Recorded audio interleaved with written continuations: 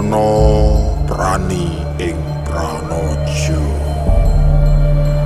kalaban ing ngaresmi Gusti lalis kalis saking sifat jalmi.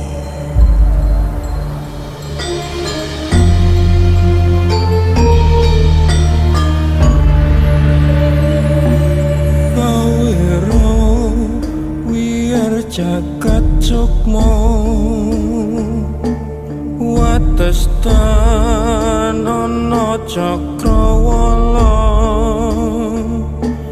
bisa tan kena kinira